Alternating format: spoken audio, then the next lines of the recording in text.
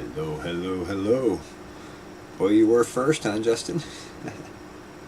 How's it going, man? Welcome to the Farmacy Seeds Network live stream, Thursday night, interactive.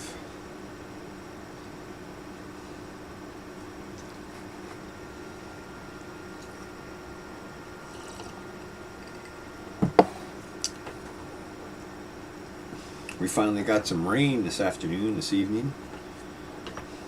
Hey, Kiki! I think we got about an inch all total here. So that was nice. We needed it bad. Gem! What's going on, Gemini?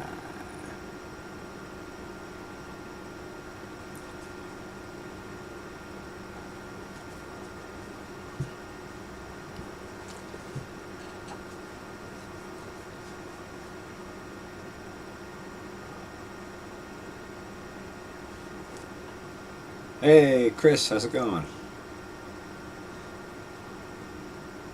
You guys finally get some rain and get out of that drought?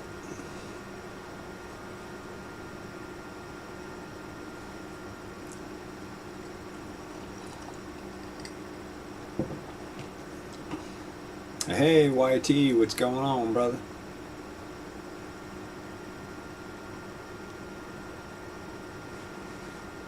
There's a man who comes prepared. Shows up with the corn in hand.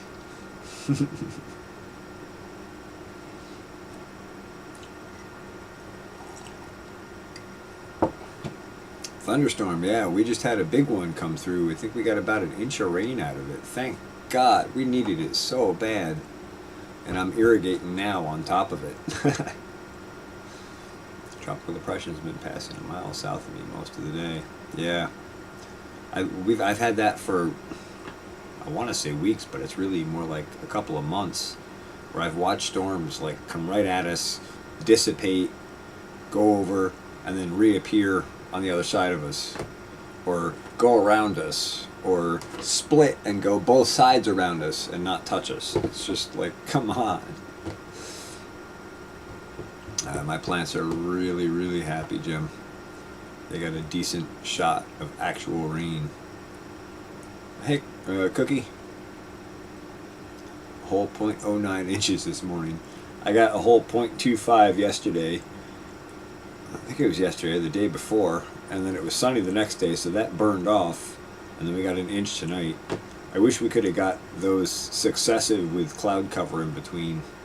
But whatever. I'm glad we got the inch that we got. That's a world of difference. Probably going to bush hog what's left of the garden tomorrow. Wow, you guys are done already, huh? Is that because of drought and failure, or you're done? Crop it out. A vortex, yeah. Just came from BLB. They had Todd standing on. Oh, that's right. Sunflowers look great. Your sunflowers? Good. Or mine here. They're starting to come along. They're small. They needed this rain too. They really need water to get going. They do fine without a lot of water once they get cranking, but that first like month and a half, they really need a lot of moisture. But yeah, they're starting to take off. And this last planting, I'm staying on them more on irrigation.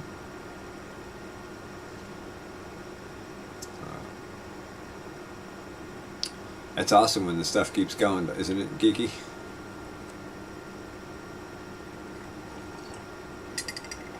Oh, mine look good, really?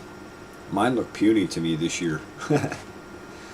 The dry weather is part of that. Freezer's full and it's done mostly. Okra and pumpkins is really all that's left. Yeah, I was thinking I gotta grow some okra.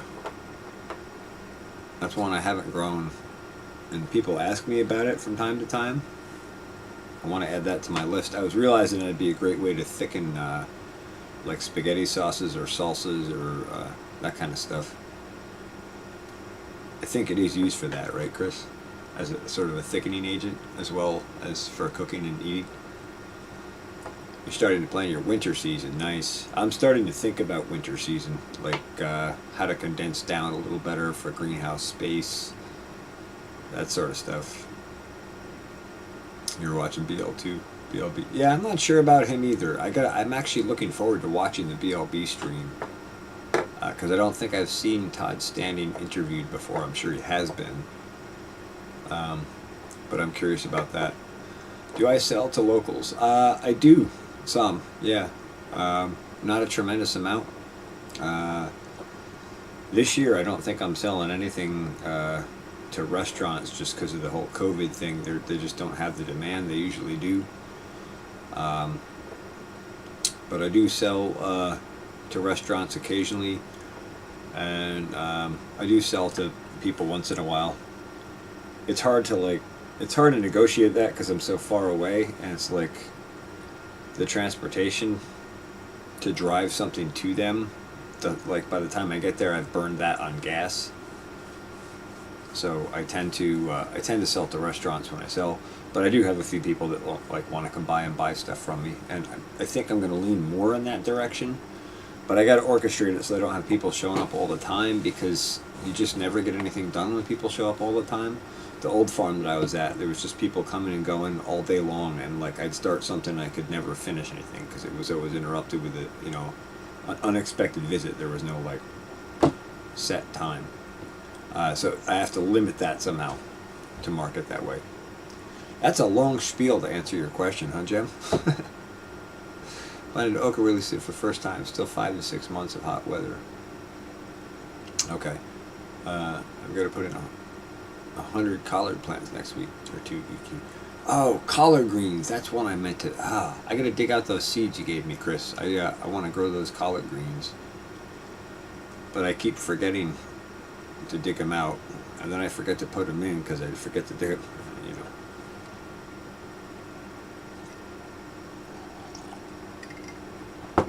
Yours won't go until September, huh, Geeky?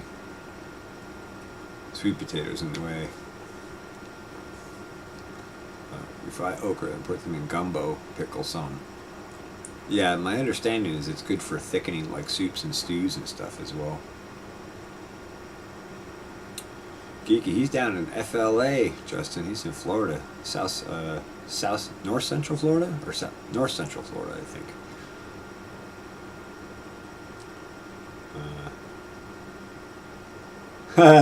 Hey, come anytime, Jim. He got my bed. Gonna have to buy plants. I hate when that happens. I hate having to buy plants because it's so cheap to do it from seed and it's so expensive to buy plants. Like once you've started stuff from seed and you go back to buy plants again, it's like, man, I'm getting ripped off. I know I'm not, because I know they got the work and time and energy in it, but yeah.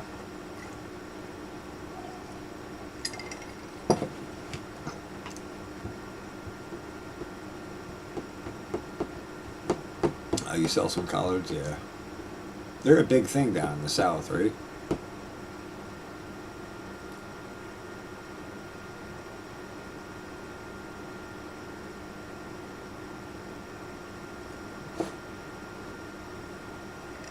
$2 for 25. That's cheap enough.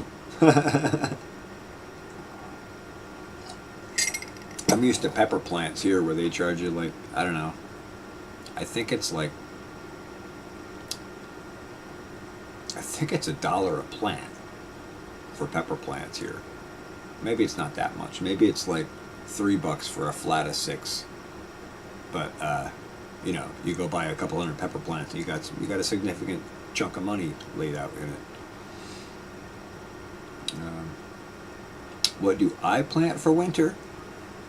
Boy, not a whole lot. I do want to try wheat and a few other winter crops. I am doing a retry from last year on sweet clover as a cover crop and a biomass accumulator, and also for pollinators, and also as seed stock. So I'll have my own sweet clover seed for cover cropping with. But that's a biennial, So that'll be overwintering. That'll veg up between now and fall frost, and then it'll frost out over the winter, and then in the spring it'll come back and grow again, and it'll grow, I think, like up to 6 feet tall and flower. It's supposed to be excellent nectar and pollen producer, excellent biomass builder, a nitrogen fixer, and a soil cracker all in one.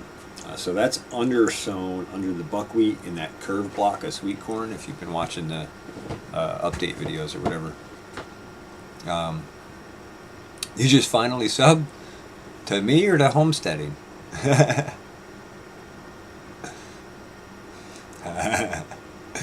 Thanks, Justin. You won't be disappointed. Oh, to Geeky. Oh, yeah. Yeah, okay. Sorry. Some are $5 each in town. I've seen tomatoes in pots for 20. Yeah. I've seen that too. But I mean, like, you go to like the cheaper, less expensive nursery here, the closest, like, least expensive nursery. I think you're paying like, I think it's $3 a flat. Which, you know, for pepper plants isn't bad. You got a lot of time and energy in watering them and taking them from a seed to a, a 6-inch high plant. But it's just like, I hate doing that for a couple hundred plants, because now you got 50 or $100 in it before you know what's hit you. And then you still got to feed them and plant them and weed them, Definitely not. To Geeky, yeah, I got it. I just was a little slow on the pickup there. Uh-oh. Are you going to call in Nessie? Am I in trouble? Oh, no, not Cha-Cha. Sure, call him in.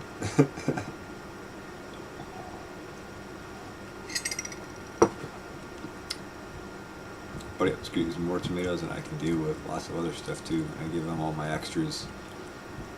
Call him, Jen. Call him, then. Yeah, it's funny because people always ask me, oh, well, do you sell your tomatoes? And it's like, when I have tomatoes is when everybody else has tomatoes and people are giving them away. It's hard to compete with free,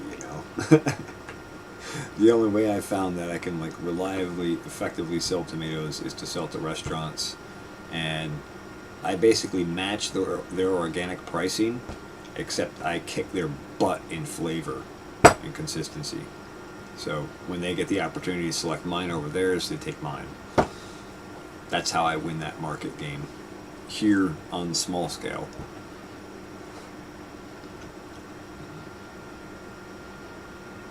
Considering building a greenhouse to start plants to sell. I'm thinking about more greenhouses too, Chris. More from a production side of things. What I want to do, I was thinking about doing some kind of a cover crop in a hoop house, like a flowering cover crop, so I could plant it late winter, early spring, open it for flower in the daytime, early spring before other flowers are open, and have a pollen and nectar source for the bees, and then produce a crop before it gets too hot in the hoop house. I don't know, I'm still toying with ideas on it, but that's something that's occurred to me. I'd love to integrate it to give the bees an early season pollen and nectar source, so I could even beat the early spring nectar source. Like, so those warm days when they can fly. I mean, like, I was really encouraged to see the honeybees in the lemon tree 2 years ago when the greenhouse vents were open on those warm sunny days. They were in the lemon tree pollinating, and that was just like, yeah, I want to see more of this early season thing. They love it, and I love it. Let me roll back and catch up in chat here. I'm battling a bit.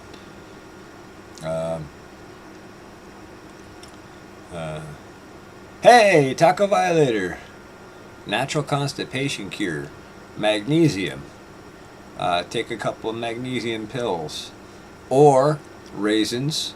Or plums. Or vitamin C. For starters. Oh, and drink lots and lots and lots of water. If you have one, give it to everyone. Constipation cure, I assume you mean? Hard to sell produce down here to have to drive an hour to town. Right. Even here, if I have to drive 15 minutes to town and back, between the time it takes me, the gas it costs me, I gotta sell like a couple of boxes of tomatoes. I can't drive down there and sell 2 tomatoes and expect to like make money doing that. And people always ask me like, why don't you just, sell to one person at a time? It's like, well, if we could schedule a time and they could come here and pick it up and it wouldn't be like an all the time interruption, then we could do that. But it has to work economically and physically and time wise and financially. All those pieces have to fit or it's not worth doing. No-till KNF terps with cannabis. Santa leaf tea, but don't drink too much. Santa leaf tea. Huh. Okay. No-till KNF terps. Yeah. The no-till with the biology, those microbial metabolites make all the difference in terpenes, terpenoids, flavonoids, and the flavor that you get in the produce, whether it's cannabis or tomatoes or apples or carrots, doesn't matter. The flavor is tremendously different, tremendously better when you get all those microbial metabolites coming from healthy soils and healthy soil microbiology. We have to use fans. Yeah. I mean, even here in the summer, like the greenhouse, like I run the fan all day and it's 120, 130 in there, even with a fan going. So, all the message showed up. My magic wand is not working. I think it might be still debating. Yes, C's, it was a joke. Saying everyone's full of crap lately, not the chat people. But I'm sorry, Taco. My head's a little out of it today. I got a lot going on in my head, or not enough. One of the two.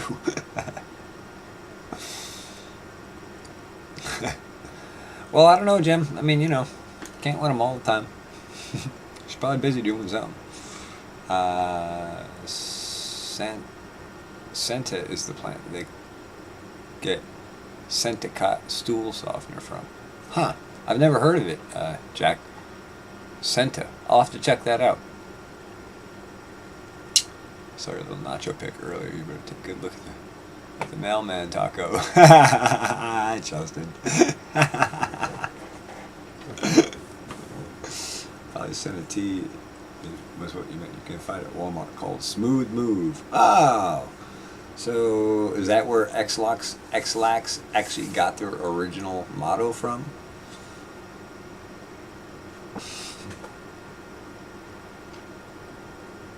Oh, it's not for a natural food helper. Another one that works if you just take a teaspoon of baking soda. Teaspoon? Yeah. Teaspoon. But be prepared. Just saying. Just saying.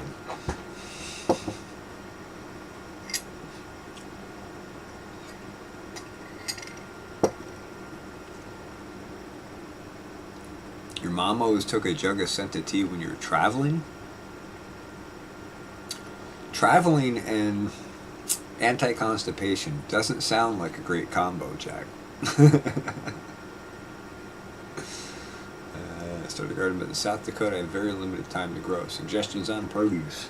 Yes, do cooler weather crops. Brassicas are good for that. Stuff like broccoli, kale. Kale would be a great one probably for you. Collards are pretty good probably. And let's see, short season stuff. You could still pull off in, where are you? South Dakota. That's not as bad as North Dakota. Do you know what your frost dates start and stop are? Like what your spring ending, or what your zone is, your grow zone? I could probably actually look that up. Broccoli and revitamins might help. Be sure a lot of water intake and exercise helps. Yeah, for sure. Yeah, exercise I find makes water and exercise are big ones. Vitamin C is a great one. It's something you're probably deficient in anyway. You can take a ridiculous amount of vitamin C The LD50 is somewhere up where like you basically need to be eating meals of it. I think you can take up to 10 grams. That's 10,000 milligrams a day, according to what's her name? Dr. Suzanne Humphreys gave a talk on vitamin C in Stockholm, Sweden. It's here on YouTube. Well worth checking out. Amazing, all the benefits you can get from something as simple as vitamin C. You just get stopped up when traveling, diet changes. Okay. Yeah, so you weren't drinking that while you're going somewhere. You're drinking it when you got there if you were constipated. That makes sense. I was going to say, the last place I want to be when I got to go to the bathroom right now is on the road traveling. Maybe not the last place, but it's definitely one of the last. It's definitely low on the list of places I want to be in that situation. Good success with tomatoes in South Dakota. Oh, yeah, you could do tomatoes. You could start them inside under lights, and then put them out when your season helps. April to September. Yeah, that's a little shorter than here. April. Well, so say May, June, July, August. You got a 120-day season there. You could almost pull off pumpkins there, actually. Yeah, you could do tomatoes. Garlic probably would do well there. I mean, what do you like to eat? That's what you should try to figure out to grow. I mean, let's start with that. What do you like to eat? And then of that, we can say, okay, this might do better for you, this might do worse. I think, if I'm not mistaken, I think the nutritional, geological profile in South Dakota is pretty good, but I'm not 100% positive on that. But I think there's some glacial deposit in that area. Cousin found the tea in the air freezer, drank a big glass, was in the can for the next 2 days. Yeah, that would be my fear. That was not a fun 2 days, I'm sure. 1.5 to 3 tablespoons of mineral oil will lubricate and make you go, but that is a supplement, not a dietary change. Yeah, I wouldn't do the mineral oil. I do 1.5 to 3 tablespoons of coconut oil in place of that, because that'll do the same thing, and it's way better for you. I actually add coconut oil. I add a tablespoon of coconut oil to my coffee when I make coffee. I eat a lot of coconut oil as basically as a fuel, as a food fuel. You gotta get Nora to bed early. Hey, that's okay. Thanks for stopping by, Taco. Glad to see you, man. And yeah, we'll talk more about what you can garden in South Dakota. We'll help you figure it out. Have a good night. Give Nora some love. She's a cutie. We'll talk to you later, man. Thanks. Any of you farmers know where to look for nutrition and values of common yard plants? I want to start making Morning Glory FPJ, but I don't know what I'd be feeding the plants. Nutritional values of common yard plants. No, I don't. It's too bad AEA doesn't have a database of all the plant sap tests that they're doing. Maybe they do if you have some sort of, I don't know. But I doubt they would have common yard plants anyway, because I don't think anyone's commercially growing that, and that plant sap test is expensive. So if you're going to do that, you're definitely going to be doing that on a crop you hope to make money on. Yeah, coconut oil. Exactly. That's what I use. I find when I stop putting coconut oil in my coffee, I find myself a little on the constipated side from time to time. So, and then I go, oh, right, I got to get more coconut oil. I ran out and forgot to restock. So, yeah, that's good for that.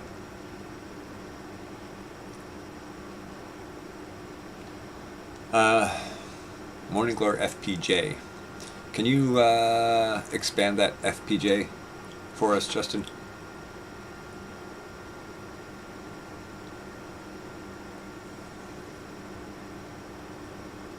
I guess I'm trying to understand whether are you trying to feed Morning Glories, or are you making a nutrient from Morning Glories? I guess that's my question. No comprende, señor. And it's time to switch to water.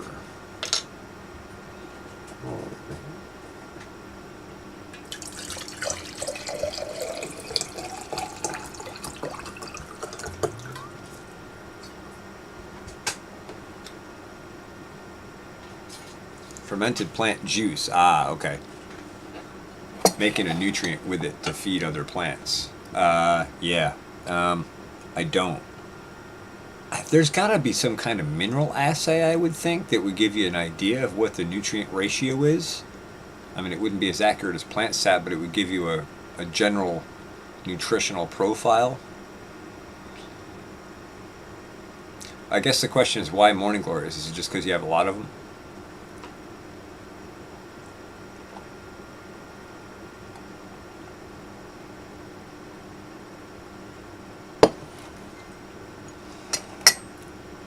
Like, are you trying to take basically a weed and turn it into a nutrient? Flip the negative to a positive? Because if I know you, that's probably what you're trying to do.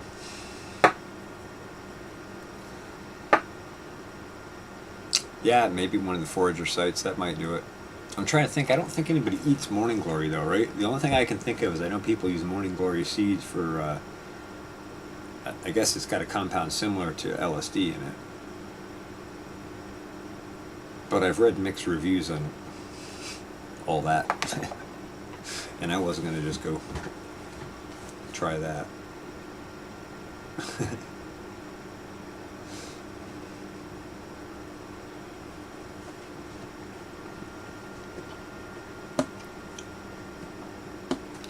Yes, and they are most naturally hardy plant in my area. Asians stir fry it. Oh, really? The flower.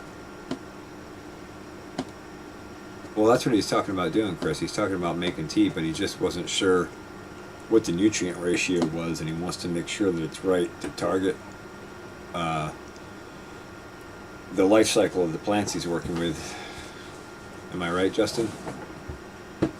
On what you're trying to accomplish here? I've heard that too, but my experimenting days are long past.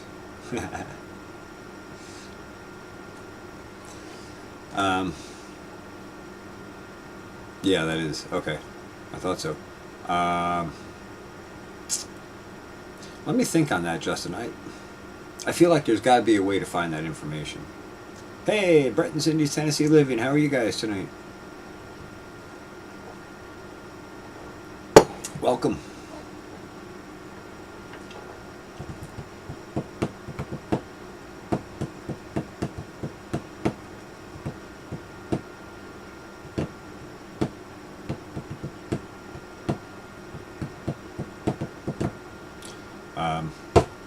But in general, I do know this, Justin. I can tell you this.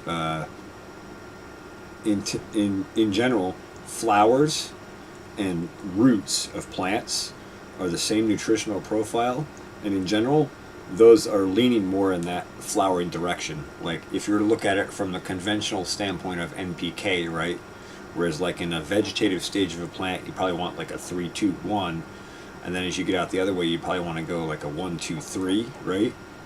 Flowers and roots in general tend to lean in that 1-2-3 side of things, like more of a flowering type nutrient.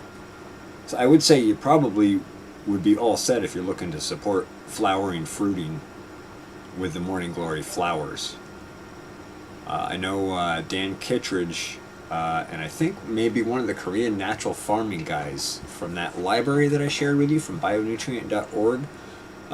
Those guys talk about that, and that's actually what got me into making the comfrey teas, and then adding like chamomile, yarrow, horsetail, and trying to think what else I'd added. Other flowering plants I've added to it just to boost that nutritional value.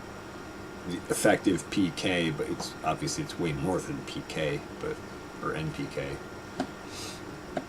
Does that make sense?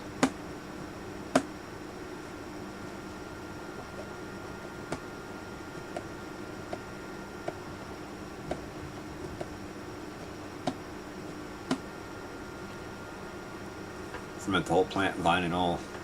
That probably actually would balance it back out a bit.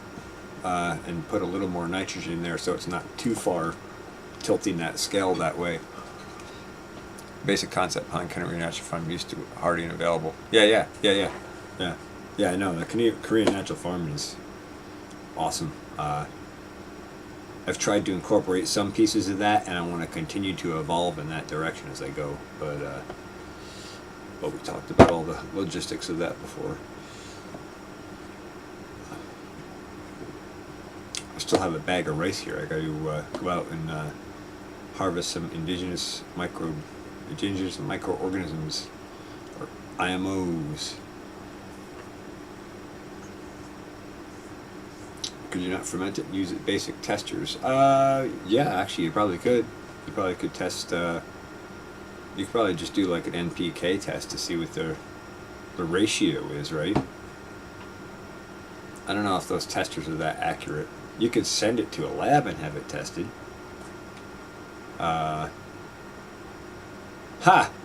Yeah, well, that would cost you some money.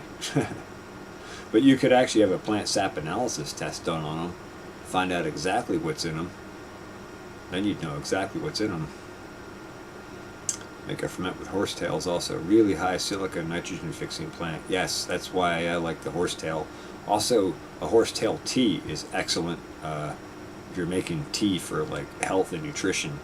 The same thing, that silica in an available form. That's the thing. Horsetail, I don't remember the exact specifics of this, but from one of the biodynamic courses I was learning, the silica in horsetail is super available both to plants and humans.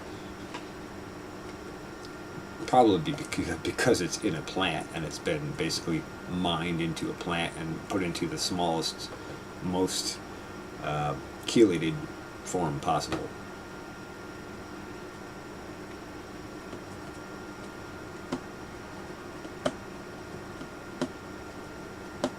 Yeah, I mean, you know, it might be good for you to put in, if you got room, obviously you probably couldn't get to this year, but if you had room next year, you could put in like a test plot of something that's nutrient intensive, maybe corn or tomatoes or something like that, and you could make various teas and test it on those and see how they react to it, knowing what they are in their life cycle. You know, you could kind of like dial it in that way by like, oh, how do they react to this? Oh, that's too much nitrogen because holy cow, look at the shoot growth. Or holy cow, that's a lot of PK because look at the flowers and fruits blow up, right? That might be one way to get a better gauge on it. If you really want to throw down for $65 and another $70 in shipping, you can get a plant sap analysis test done on them. You'll know exactly what's in them. I'd be curious to see what the results are on that, and that's a lot of money to throw down to find out.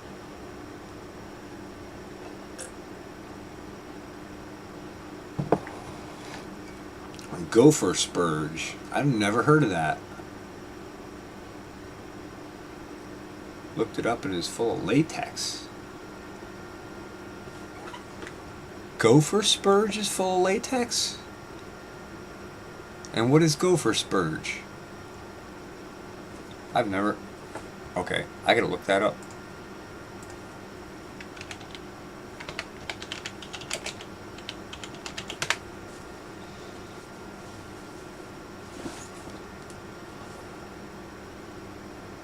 Images. Huh. Oh, that's an interesting plant.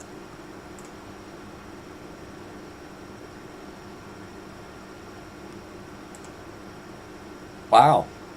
Yeah, never heard of that before. That must be an Oregon thing, huh?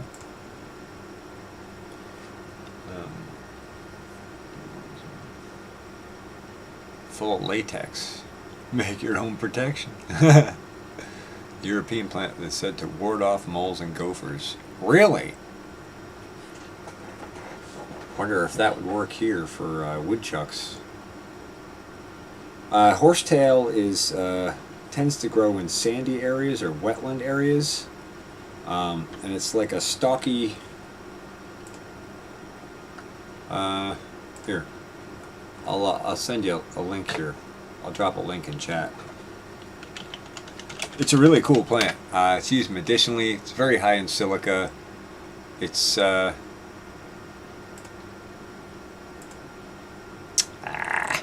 on, Google, you're killing me.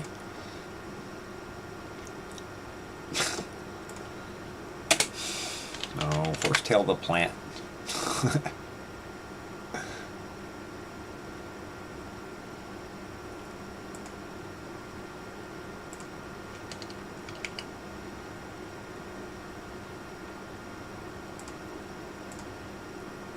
This is horsetail, Chris. It's a really cool plant.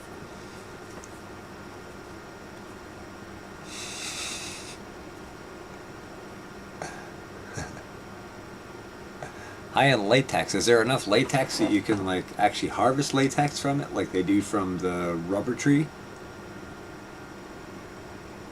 Yeah, I never heard the go for purge or go for spurge before. That's interesting.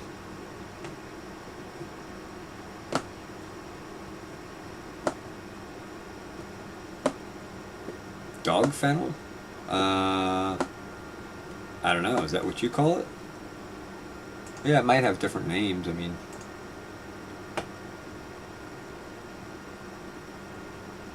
yeah, equisetum. That's the botanical name. Soaring rush, snake grass, horse pipes are common names.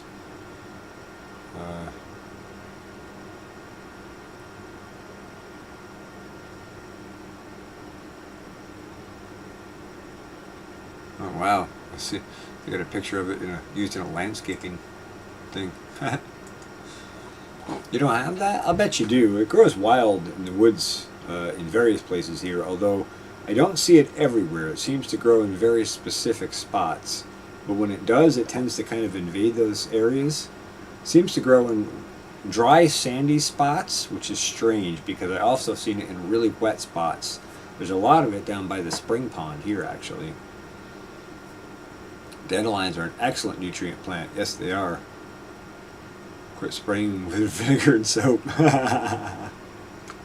Well, I don't even do that. I let them go to flower because I like to watch the bees harvest the pollen and nectar out of them.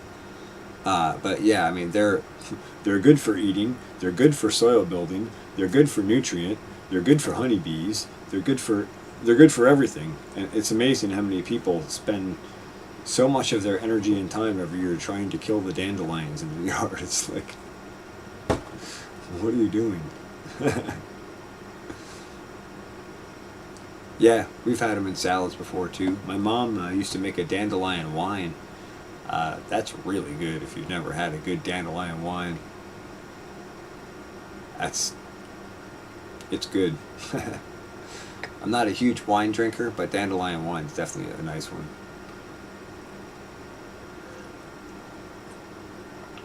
Yeah, a lot of the older folks, grew up eating those, either steamed like spinach or even the early greens raw in salads before they start to bitter up.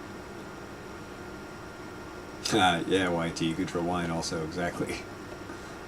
Put them in salads in Europe. My mom used to actually make a dandelion jelly when you were kids. A jelly? Is that from the flower? I'll bet that would be killer. I'll bet that would be absolutely. I never thought of a jelly. I bet that would be really good. Well, my neighbor seems to get my dandelions before I can. As in exterminate or take a salad in.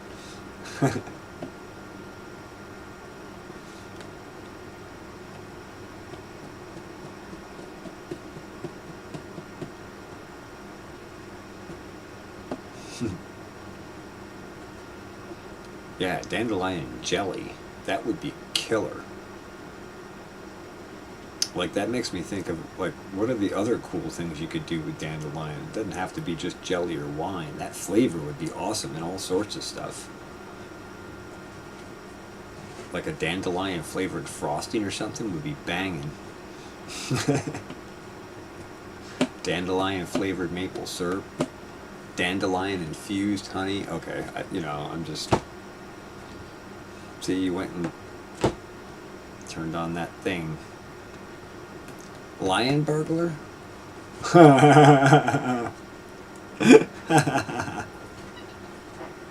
Love it. A whole lot of lost knowledge. One day folks will starve walking on food. It ain't too far away, I don't think, Chris.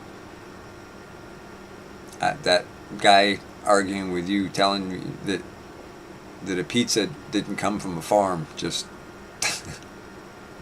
wow.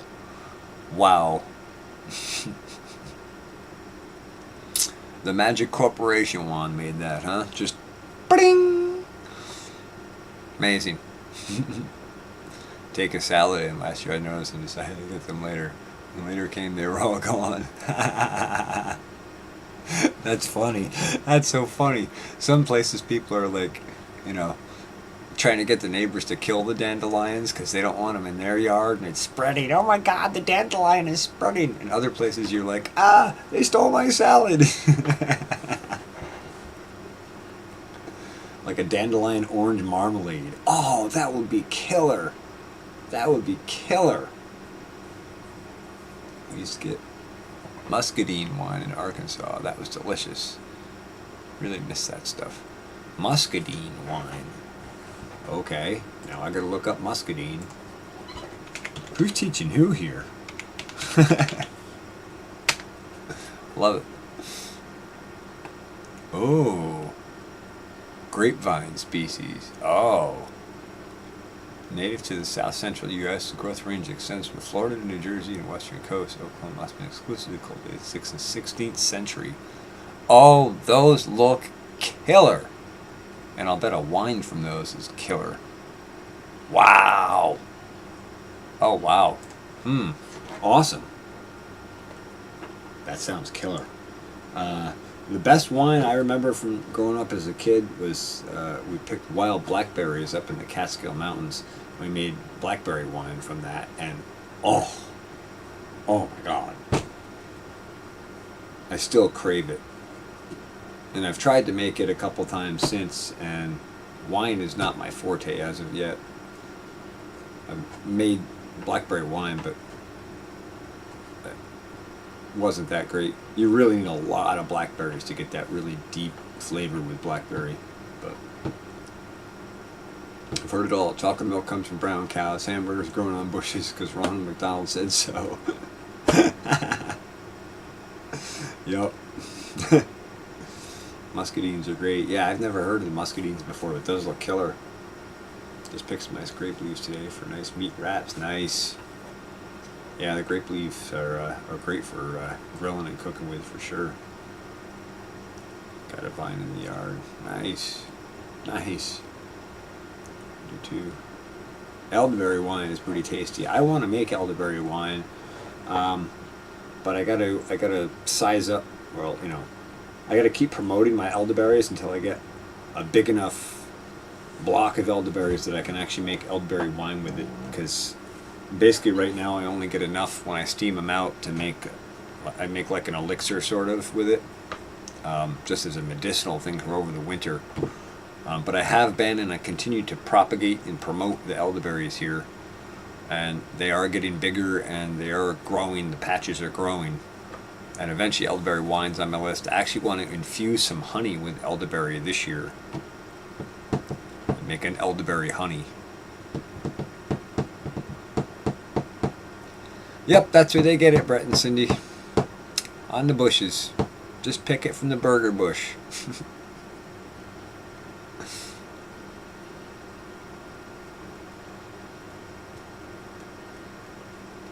Meat wraps. I haven't had meat in forever.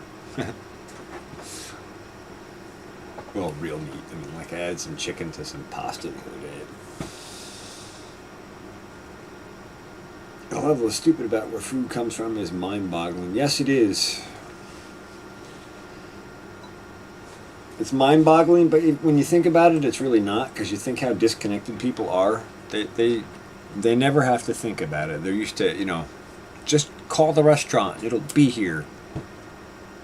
They have no idea what's behind making that even possible. It's like there's a serious supply chain. Got one elderberry about 5 foot tall. Oh, about a foot tall. Need to expand, but I can get all cuttings I want down the street by the river.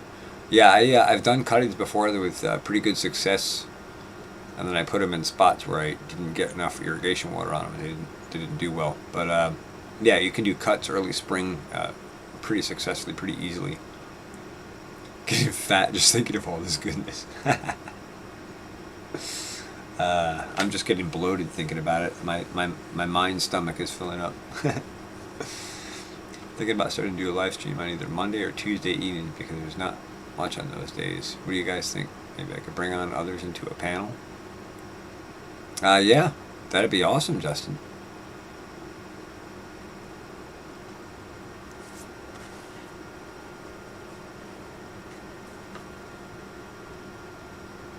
Some of them started making the connection recently thanks to the beer bug. Yeah.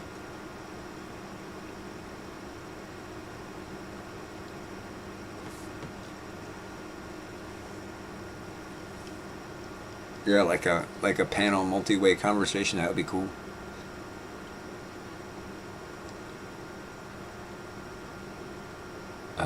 Actually, had someone tell me if I was crazy for keeping livestock when I could just buy it and no animals got hurt. Wow. I mean, are they really that stupid? Like, that's the thing that gets me. Are people really that dumb? Like, really? No animals get hurt because you bought it at the store? How do you think it got to the store, dude? Wow, it just... I'd have been laughing about that for weeks. Weeks.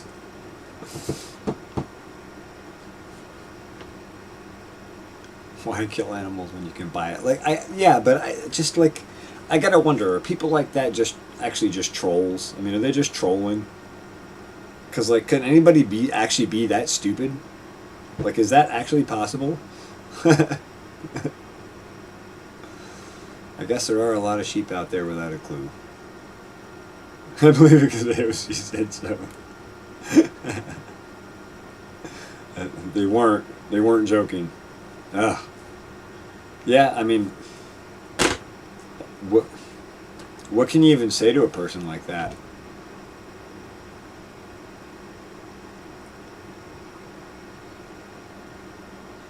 Like, I would think I would just be speechless. Just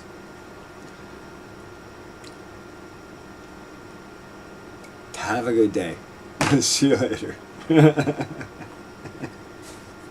That's crazy.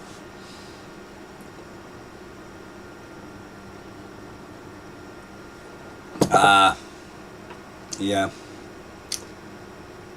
Yeah. Well, you know, I mean, there's some dummies out there. Not everybody can be brilliant.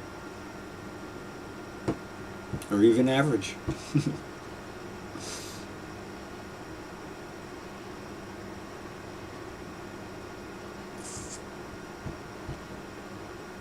Yeah, just let them be. Exactly, Brett and Cindy. Like, you told them exactly how stupid they were.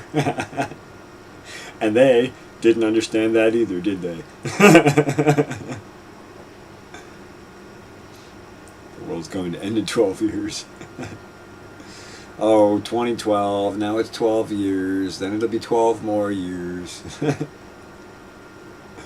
I mean, eating meat is why we have sharp teeth, forward-facing eyes. We're predators at heart.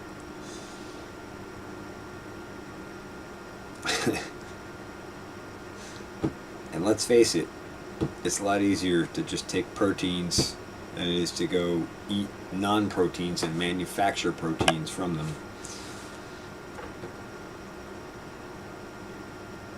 They pick the fight with me, but you're right. Sometimes I'm weak.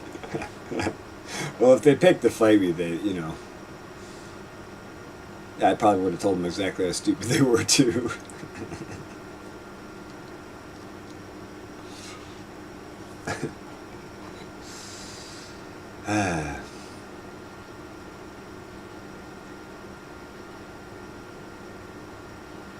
Kills me to see all these morons who are the only people that are actually trying to make a difference physically. Yeah, you know, but I think it's just a vocal minority. I think there's a minority of people that are stupid and they want to voice their opinion, whether they're right or not, and they're the loudest because they have nothing else going in their life, so they're busy running their yapper instead of actually doing something. Because let's face it, if you're busy doing something, it's hard to run your yapper, you know? Like, it's hard to do a couple of live streams a week. I'm a busy person. But these people got nothing better to do all day than criticize everyone else and everything else they're doing.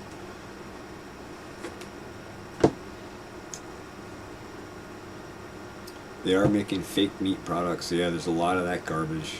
I'm an omnivore. I'll eat most anything that doesn't eat me first. Yeah, exactly. I mean, we live on a planet where it's eat or be eaten, basically. That's the reality of the biological system we're in. And it's easy to forget that when you go in your apartment. But if you go outside and run into a grizzly or a mountain lion and he decides he wants to eat you, you'll remember really quick. Should have sold him a hamburger tree. That's right. That's right. You should have. That would have been great. Actually threatened you. Oh, those kind of people.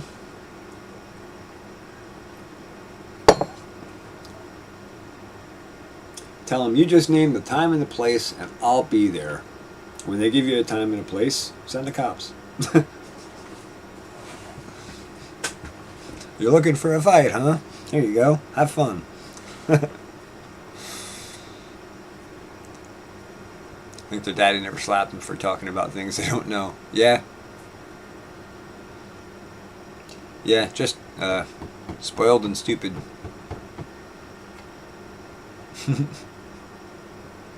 That's alright. Let them be.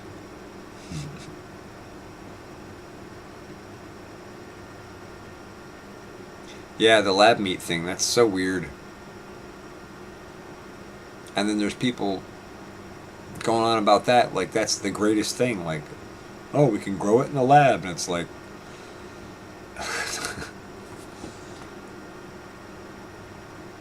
okay, but you realize there's a working system here already, right? Like,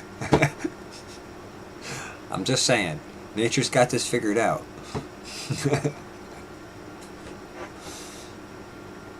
I don't trust anything, I don't trust food produced in a lab at the end of the day. Like, that doesn't, I don't want my food to come from a lab. I want my food to come from as natural an environment as I can have it come from.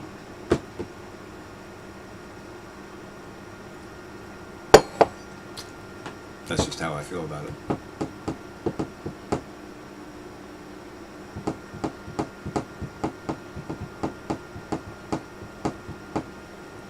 Sometimes it gets me. I draw the crazies, like, Mom, it's too late. Yeah, I've gotten over the years, so I don't let them get to me. You know, if somebody starts just spewing at the mouth, I just, okay, you can think what you want. I'm not here. I don't have time or energy to spend on arguing with anybody. If you're too dumb to get it, that's your problem, not mine. And you're not going to make it my problem. Trying to cut down the methane gas from cows. Oh yeah, that whole thing, right? Another, oh my God. It just, wow. Just wow. Soylent Green, yeah, exactly. I have a friend that is super excited about growing THC on yeast for some freaking reason. Why? I don't know.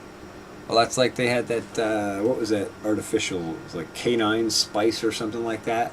That they're, oh yeah, it's a synthesized version of THC, totally safe, totally legal, and all of a sudden everybody's having freaking heart attacks on it, or like, you know, serious health complications from it.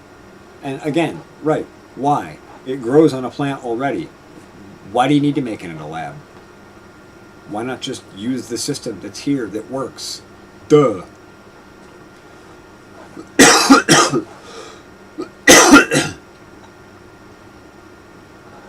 Funny how the smog in LA went away for a while, but the cows are still producing gas. I think it's because we're small, maybe. Yeah, probably. You gotta learn to like just ignore those people, Chris. Don't give them any energy or time. I mean, the end of the day, they don't deserve your energy or time. Really, they don't. They're just. They're gonna think what they're gonna think. And nothing you're gonna say is gonna change their mind. At that point, you're wasting your breath talking to them.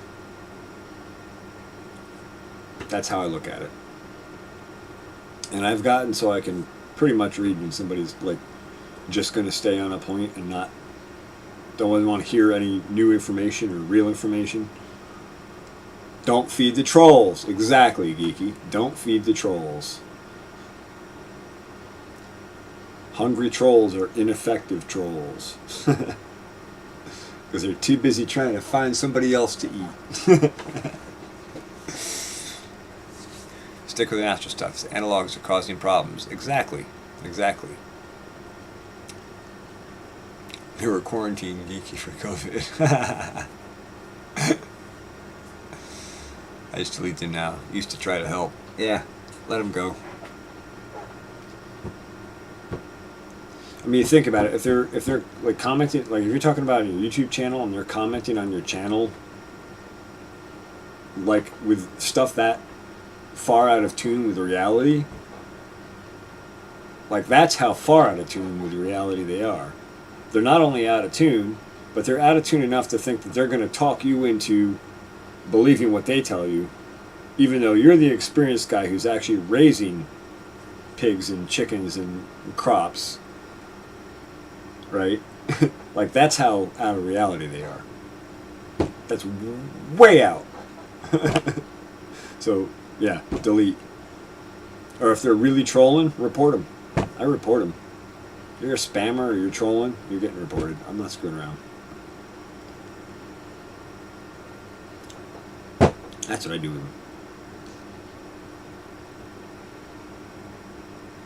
I told him to wait. My big brother would be by it directly. That's the problem. You can't even tell them a joke. They don't even get that. That's no fun. Anyway, we're rolling up on the paranormal portal time here. It's 9:57, and I know the Night Terrors is on tonight at 10 with Brent Thomas. I hope you people will go over and check out the paranormal portal if you're not familiar with it, and Brent Thomas if you're into anything paranormal oriented or have any interest. Brent explores all kinds of stuff. I can't even list all the stuff that they cover, but a really interesting channel, and Brent's an excellent host, and hope you'll go check it out. I have to do it SensorWorks right now. I'm sorry, the Zoom meeting. Thank you, Geeky, on dropping the link. And Chris, good night. Good to see you. Justin, Gemini, Brett and Cindy, YT, Cookie. Hope I haven't messed any. Geeky. I think I got everybody. Well, and anybody I might have missed. Hope you guys all have a great evening. If you're going to the portal, I'll see you in the portal. If you're not, I won't. Thanks very much for coming in the stream. Always an excellent conversation. And look forward to seeing you guys soon. I think I'm going to be on TFR Live with my own show starting Tuesday night.